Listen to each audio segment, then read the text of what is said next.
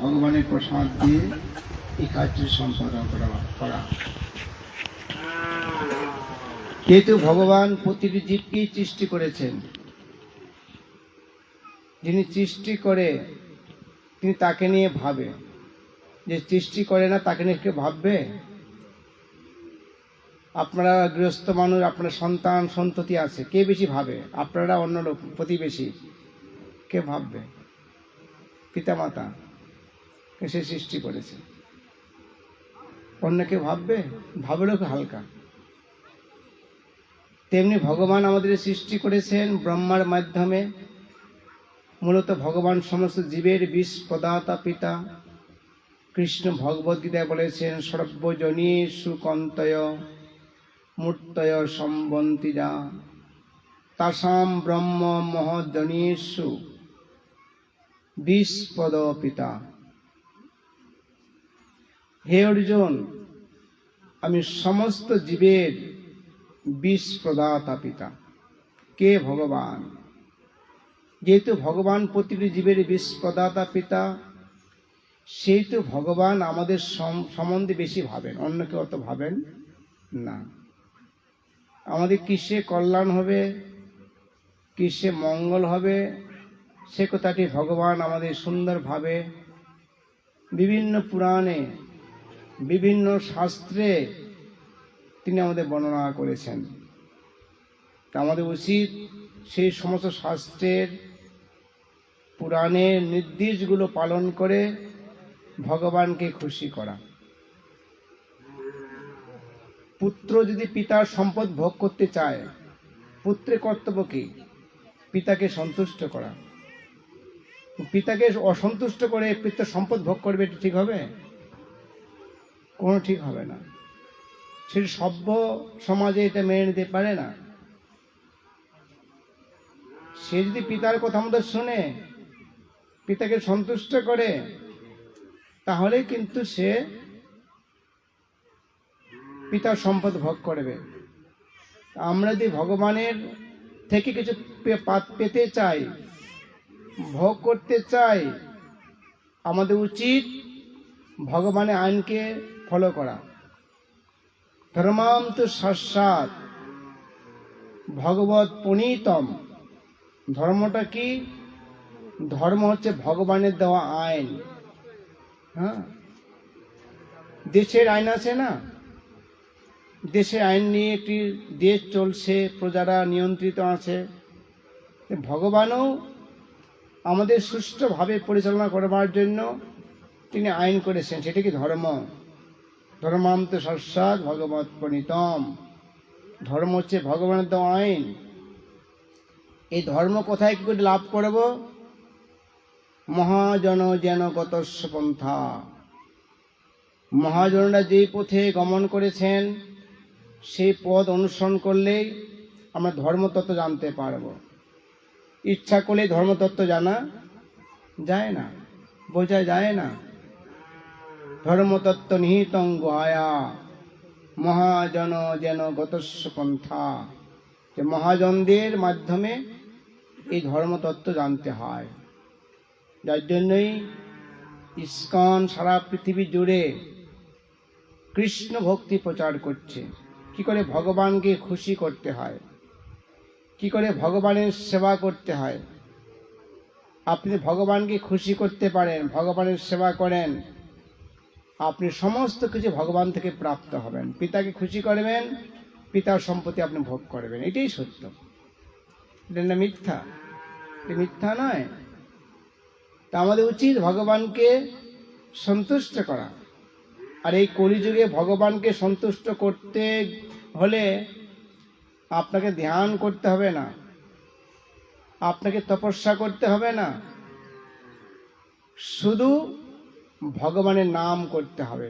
হরে কৃষ্ণ হরে কৃষ্ণ কৃষ্ণ কৃষ্ণ হরে হরে, হরে রাম রাম রাম হরে হরে। এই হরিনাম কীর্তন করার মাধ্যমে আমরা ভগবানকে প্রসন্ন বা সুখী করতে পারি, খুশি করতে পারি ভগবানকে। ধ্যানের দ্বারা সম্ভব নয়, কলিযুগে মানুষ ধ্যান করতে পারবে না, তপস্যা করতে পারবে না, পর্যাপ্ত দান করতে পারবে না, যজ্ঞ করতে পারবে না। যে কলিযুগে মানুষের জন্য নির্ধারিত পন্থা আছে ভগবান শ্রীকৃষ্ণের নাম কীর্তন করা। এর মাধ্যমে আমরা ভগবানকে খুশি করতে পারি, আর ভগবানকে খুশি করতে পারলে আমরা খুশি হয়ে যাব। হ্যাঁ, তস্মি তুষ্ট জগৎ তুষ্টম। ভগবান সন্তুষ্ট হলে সমস্ত জগতেই সন্তুষ্ট হয়। গাছের গোড়ায় জল ঢাললে শাখা প্রশাখা আপনা আপনি পুষ্ট হয়ে যায়। আপনাকে আলাদাভাবে তাদের যত্ন নেওয়ার দরকার নেই। আপনি ভগবানকে সন্তুষ্ট করুন, দেখবেন ভগবানের দ্বারা আপনার সব কিছুই প্রাপ্ত হবে। দুর্যোধন সে ভীষ্মকে খুশি করতে চেয়েছিল, কর্ণকে, দ্রোণাচার্যকে, কৃপাচার্যকে, আর অনেককে, কিন্তু সে সন্তুষ্ট হতে পারেনি, পেরেছিল? সে রাজ্য ভোগ করতে পারলো না। কে ভোগ করলো? অর্জুন ভোগ করলো। কেন? অর্জুন ভগবানকে প্রসন্ন করেছেন, মানে ভগবানের কথা অনুসারে অর্জুন যুদ্ধ করেছেন, নিজের ইচ্ছা অনুসারে নয়, ভগবানের কথা অনুসারে, ভগবানের আজ্ঞা অনুসারে। কারণ অর্জুন প্রথমে যুদ্ধ করতে চায়নি যে আমি যুদ্ধ করবো না, আমার দরকার নেই। ভগবান বলেন যুদ্ধ করো। যখন ভগবানের কথা নির্দেশ পালন করলেন, তখনই অর্জুন জয়ী হলেন, রাজ্য সুখভোগ করলেন। হ্যাঁ, তার নাতি পরীক্ষিত মহারাজ তিনি রাজা হলেন, তার বড় ভ্রাতা যুধিষ্ঠির মহারাজ রাজা হলেন। এই হচ্ছে কি মহাজন যেন গতস্য পন্থা, যে মহাজনরা যেই পথে গমন করেছেন সেই পথে আপনি গমন করুন। ইচ্ছাকৃতভাবে আপনার ধর্ম করার দরকার নেই, বুঝতে পারছেন তো? আচার্য বড়রা যা করেছেন তাই করুন। এটি হচ্ছে যথার্থ গুরু গ্রহণের, শিষ্য গ্রহণের, শিষ্য হওয়ার একটি পন্থা। আপনি ভগবানের ভক্ত হতে চান, তাহলে ভগবানের ভক্তের চরণাশ্রয় গ্রহণ করুন, তার নির্দেশ পালন করুন। ভগবান সে কথাটি ভগবদ্গীতায় বলেছেন। কি বলেছেন? তিনি বলেছেন তদ্বিধি পনিপাতেন পরিপ্রশ্নয় সেবয়া উপদক্ষান্তিতে জ্ঞানীন তত্ত্বদর্শিন। হে অর্জুন, তত্ত্বদ্রষ্টা পুরুষের চরণাশ্রয় গ্রহণ করো, বিনম্রে তার সেবা করো, তাকে প্রসন্ন করো, তিনি প্রীত হলে তোমাকে হিত উপদেশ প্রদান করবেন। আমাদের ইস্কনে ভক্তরা কি করে? গুরুদেবের নির্দেশ পালন করে তাদের মনুষ্য জীবনকে সফল করে। তা আমরা যতক্ষণ পর্যন্ত গুরুর নির্দেশ যথাযথভাবে পালন করব না, আমাদের ইচ্ছাকৃতভাবে কিছু করব, সেটি সময় অপচয় হবে, সেটি প্রসন্নতা এটা হবে না, বাস্তবে সেটি প্রতিফলন ঘটবে না। দুর্যোধন অনেক কিছু চেষ্টা করেছিল, বাস্তবে তা প্রতিফলন ঘটেনি, তার বিপরীত হয়ে গিয়েছিল, হয়নি? এটি হচ্ছে গুরু ভক্তি। অনেকে ভাবতে পারে না, আসল কমল, যে শুনেছি এখানে অনেক হিন্দু আছে, কিন্তু আমাদের ইস্কনে ভক্ত গুটি কয়েক ভক্ত। অনেকে মনে সন্দেহ আছে, বা ভালো জায়গাতে তারা যেতে পারছে না, বুঝতে পারছে না। না, সন্দেহ থাকা দরকার নেই। সংশয় আত্মা বিনশ্যতি। আপনার যদি শাস্ত্রের প্রতি, ভগবানের প্রতি সংশয় থাকে, আপনার বিনাশ অনিবার্য। ন মে ভক্ত প্রণশ্যতি। আর যখন আপনি ভগবানের ভক্ত হবেন, আপনার বিনাশ হবে না। কোনটি ভালো? সংশয় থাকা ভালো ভগবানের প্রতি, না ভগবানের জন্য আত্মসমর্পণ করা ভালো? কোনটি ভালো? আত্মসমর্পণ করা ভালো। কৃষ্ণ বলেছেন, কি বলেছেন? সর্বধর্মান পরিত্যজ্য মামে একং শরণং ব্রজ অহং তাং সর্ব পাপেভ্য মোক্ষৈ স্বামীমাসিচ। হে অর্জুন, সব কিছু পরিত্যাগ করে কেবল আমার চরণে প্রপত্তি করো। কার চরণে? ভগবানের চরণে তোমাকে আমি সকল পাপ থেকে মুক্ত করব, তোমাকে দুশ্চিন্তা করতে হবে না। হবে? আমরা দেখতে পাই জগতে যখন কেউ ঋণগ্রস্ত হয় তখন তার ঋণ কেউ শোধ করবে? ভাই প্রতিবেশী শোধ করবে? করবে না। তুমি ঋণ করেছ, তুমি বুঝবে, আমি কেন শোধ করব? কে শোধ করবে? পিতা মাতা শোধ করবে। পিতা শোধ করবে না? পুত্র ঋণী হয়, পিতাকে বলবে ঋণ শোধ করবে না?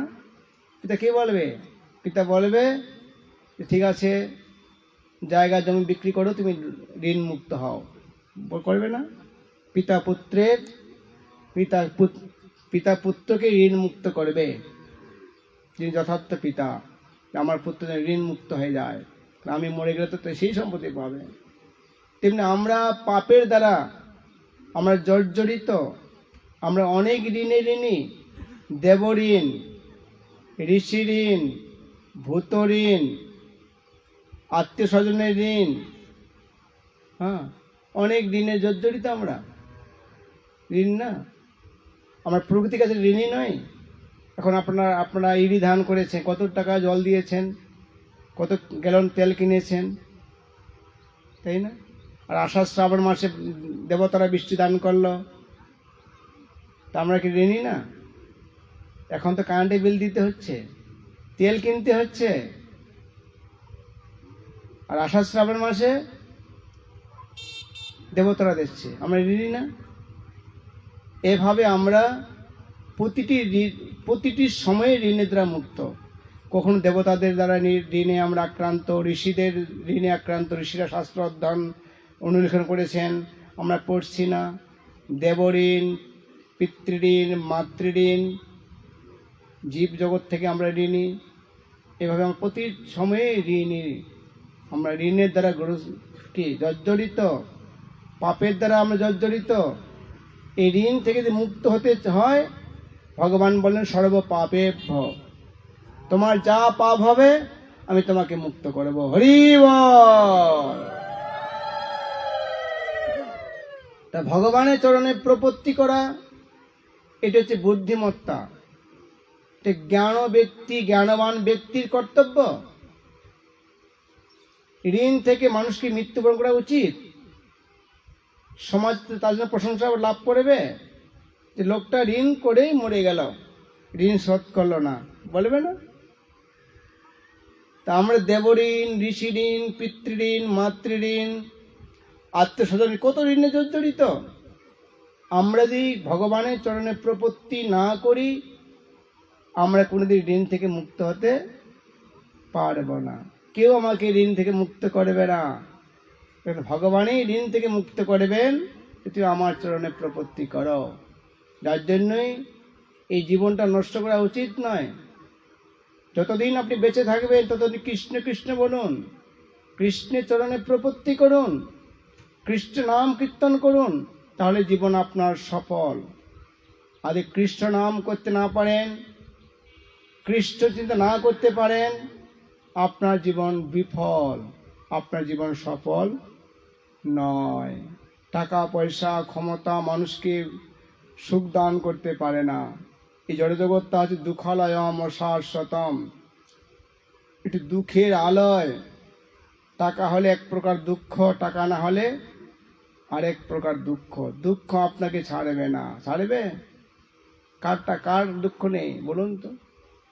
ক্ষমতা থাকলে এক প্রকার দুঃখ, ক্ষমতা না থাকলে আরেক প্রকার দুঃখ। এই জড়জগতের যে বস্তুগুলো, দ্রব্যগুলো, এগুলো নিয়ে আমরা সুখী হতে চাই, এগুলো নিয়ে আমরা কোনোদিন সুখী হতে পারবো না। আমেরিকা, রাশিয়া, থাইল্যান্ড, উন্নত দেশগুলো কোনো কিছু অভাব নেই, তারপরও তারা সুখী নয়।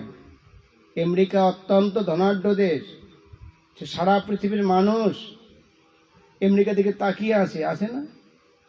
কে বলছে আমেরিকা এসে যাচ্ছে, মনে হচ্ছে বাবারে বাবা স্বর্গে গেছে মনে হয়, নাকি? গ্রামের লোকে কি ভাবে যে ও স্বর্গে গেছে, স্বর্গে থেকে আরো উপরে গেছে।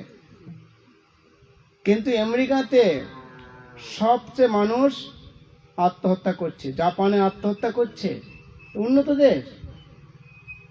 আমরা ভাবতেছি তাদের জীবনে কোনো দুঃখই নাই।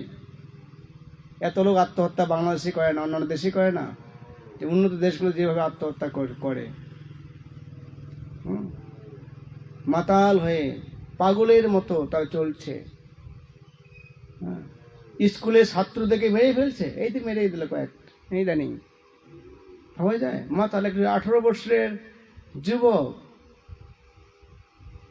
অনেকগুলো ছেলেকে মেরে দিল, প্রাইমারি স্কুলে গুলি চালালো মাতাল হয়ে। কেন? টাকা পয়সা কি করবে?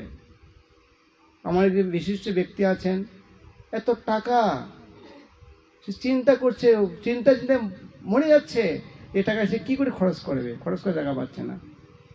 এত টাকা ভাবতে পারেন আপনারা? আমাদের দেশের কথা বলছি, কি করবে টাকাগুলো, খরচ করতে পারছে না। সে হতাশা যে আমি মরলে কি হবে, টাকাগুলো কে ভোগ করে আমার? অনেক কষ্ট করে টাকাটা রোজগার করেছে, কোনো ভোগ করার লোক নেই, কি করবে? হতাশ। এভাবে মানুষ বুঝতে পারছে না এগুলোই আমাদের জীবনের সুখ শান্তির প্রাণ কেন্দ্র নয়।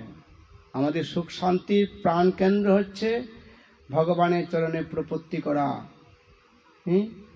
ব্রহ্ম জিজ্ঞাসা করা, পরম সত্যের অনুসন্ধান করা। এগুলো হচ্ছে জীবনের উদ্দেশ্য। এগুলো বাদ দিয়ে আমরা জড়জগৎটা নিয়ে মেতে যাই, দেখবেন আপনি টাকার বিছানায় শুয়ে থাকো, আপনার ভালো ঘুম হবে না। হবে? ভালো ঘুম হবে না, দুশ্চিন্তা আপনাকে ছাড়বে না। যার জন্য কৃষ্ণ অনুশীলন করুন। আজকে আমাদের যে গুরু ভাই, সে অনেক কষ্ট করে এই প্রোগ্রামটা করেছেন। আসলে আমি কালকে ঢাকায় ছিলাম, আজকে ঢাকায় ছিলাম। আমি ঢাকা থেকে প্রায় 6টার দিকে বেরিয়েছি এই প্রোগ্রামে যুক্ত হওয়ার জন্য। 6টার দিকে এয়ারপোর্টে আসছি। এয়ারপোর্টে এসে 8:15, 8:30 দিকে ফ্লাইটে উঠছি, ঠাকুর থেকে ওখানে আসছে। পরশুদিন গেছি, কালকে ছিলাম, আজকে ছিলাম ঢাকাতে। না, এখানে আমার আসা হয়নি কোনোবারে, প্রথম এখানে আমি আসলাম। সেটা অনেক ভক্ত হয়েছে, আপনারা বিভিন্ন জায়গা থেকে এসেছেন, বীরগঞ্জ থেকে, কোলাগঞ্জ থেকে, সব জায়গাতে ভক্তরা আসছে। আপনারা সকলেই কৃষ্ণ ভাবনামৃত প্রচার করুন। যারা আপনারা ইস্কনে আছেন, যারা তো ভক্ত হয়েছেন, কৃষ্ণ অনুসরণ করুন, কৃষ্ণকে প্রচার করুন। দেখবেন প্রচারের মাধ্যমে মানুষ সুখী হবে। আছে রাশিয়া, সে কমিউনিস্ট ছিল, লেনিন কালমাস এর দর্শনে রাশিয়া ছিঁড়ে গিয়েছিল, কিন্তু আজকে রাশিয়াতে কত ভক্ত হয়েছে। ইউক্রেন এবং রাশিয়া যুদ্ধ হলো, ভক্তরা কি করছে? আমি দেখছি ফেসবুকে যুদ্ধ হচ্ছে, ভক্তরা ঘরে বসে মন্দিরে হরিনাম সংকীর্তন করছে, তাদের দুশ্চিন্তা নেই, জানছে সব কৃষ্ণের ইচ্ছা। কৃষ্ণ যদি মারে, কে আপনাকে রাখতে পারে? আর কৃষ্ণ যদি রাখে, কে আপনাকে মারতে পারে? পারবে? তা আমাদের জীবনে আতঙ্কটা কত বড়। এই জগতে আপনাকে কেউ মারতেও পারে না, কেউ আপনাকে রাখতেও পারে না। রাবণকে মারবার জন্য দেবতারা অনেক চেষ্টা করেছিল। রাবণ ছিলেন ত্রিলোক বিজয়ী অসুর, ত্রিলোক বিজয়ী, স্বর্গ মর্ত্য পাতাল রাবণের কথা উঠতো আর বসতো। দেবতারা পর্যন্ত অনেক চেষ্টা করেছিল রাবণকে পরাস্ত করবার জন্য, পারেনি। বঞ্চ মেঘনাদ, রাবণের পুত্র